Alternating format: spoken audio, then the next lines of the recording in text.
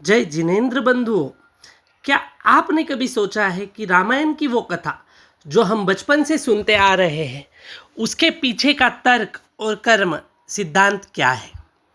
क्या रावण सच में 10 सरों वाला राक्षस था?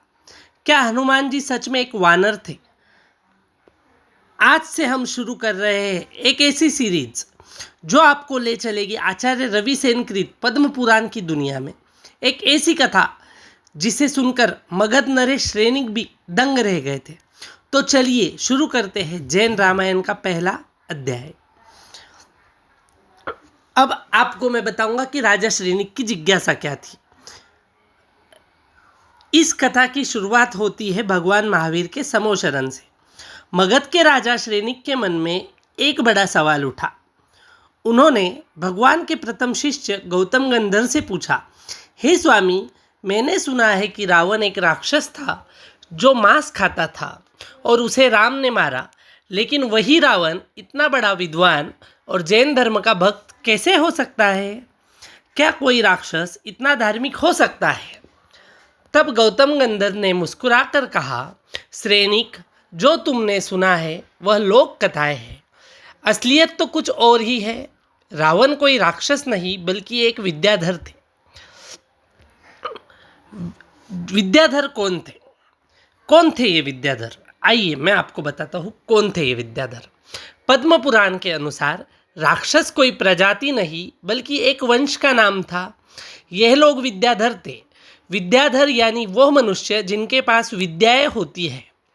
वह हवा में उड़ सकते थे, अपना रूप बदल सकते थे और बड़े बड़े विमान चलाते थे। ठीक उसी तरह वानर भी एक वंश था। वो लोग बंदर नहीं थे बल्कि अपने ध्वज पर और मुकुट पर बंदर का चिन्ह लगाते थे, इसीलिए उन्हें वानर वंशी कहा गया।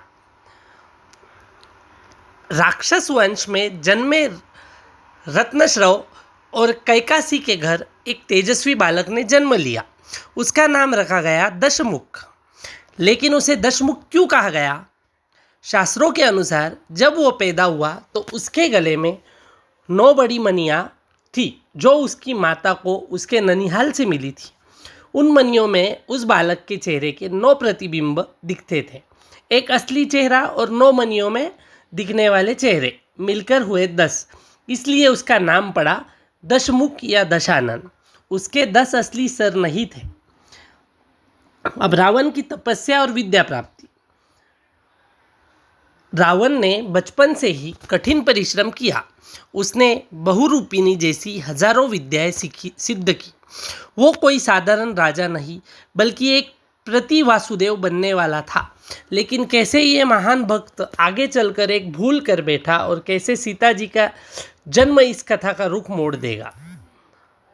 दोस्तों, ये तो सिर्फ शुरुआत है। अगले एपिसोड में हम देखेंगे कि कैसे रावण ने लंका को जीता और हनुमान जी के जन्म की क्या असली कथा है। अगर आपको ये जानकारी पसंद आई तो चैनल को सब्सक्राइब करें और जय जैनेंद्र लिखकर अपना सहयोग दें। जैनागम को आज ही सब्सक्राइब करें। कल से रोज शाम 6 बजे हम लेकर आने वाले हैं आपके लिए जैन रामायण का एक एपिसोड। तो देखना ना भूलें। जैन रामायण जैनागम के साथ। जय जिनेंद्र।